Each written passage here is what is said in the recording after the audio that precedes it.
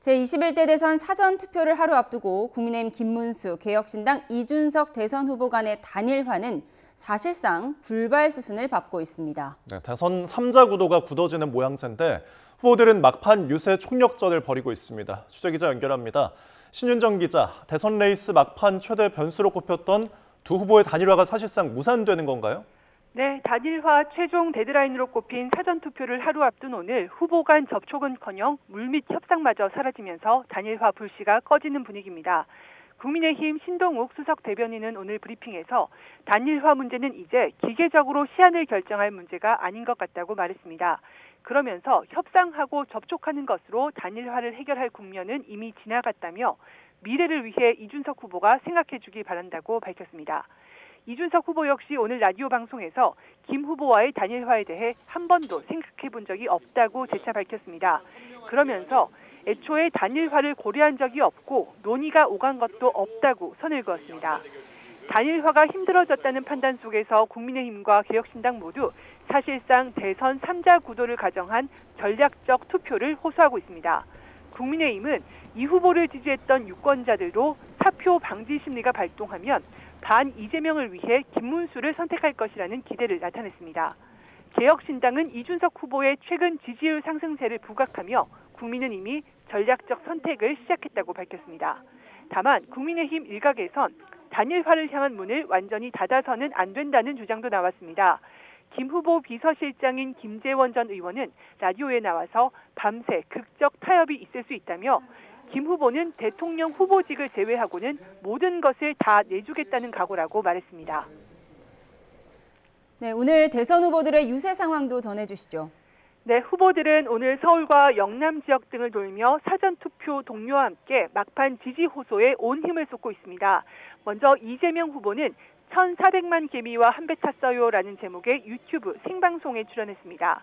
개미 투자자 표심을 겨냥해 코스피 5천 달성 공약 실행 의지를 재확인하며 주식시장 구조개혁과 자본시장 선진화 방안 등을 공약했습니다.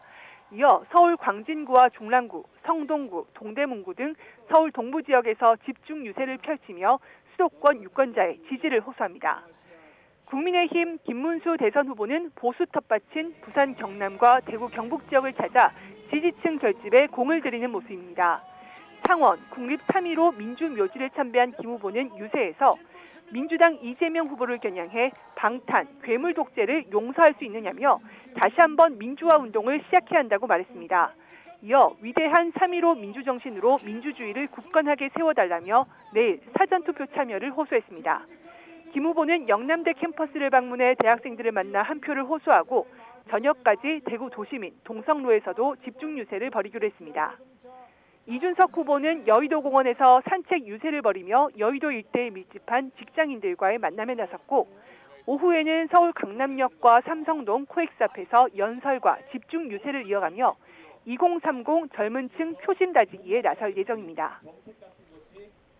네, 이런 가운데 어젯밤 TV 토론회에서 여성 신체와 관련해서 발언을 했던 것에 대해 이 후보가 사과를 했다고요? 네, 그렇습니다. 어제 토론회에서 이준석 후보는 여성의 신체와 관련한 노골적인 표현을 사용하며 권 후보에게 여성 혐오에 해당하느냐고 물었는데요. 과거 이재명 후보의 아들이 인터넷에서 성희롱 댓글을 썼다는 의혹을 언급한 걸로 보입니다. 권 후보는 토론회가 끝난 뒤 페이스북에서 여성 혐오 발언을 여과 없이 인용한 이 후보 또한 여성 혐오 발언을 한 것과 다름없다며 이 후보의 사퇴를 촉구했습니다. 이준석 후보는 논란이 커지자 사과에 나섰습니다. 오늘 낮 여의도 유세에서 기자들과 만나 불편할 국민이 있을 수 있다는 것을 알고 있었고 심심한 사과를 드린다고 밝혔습니다.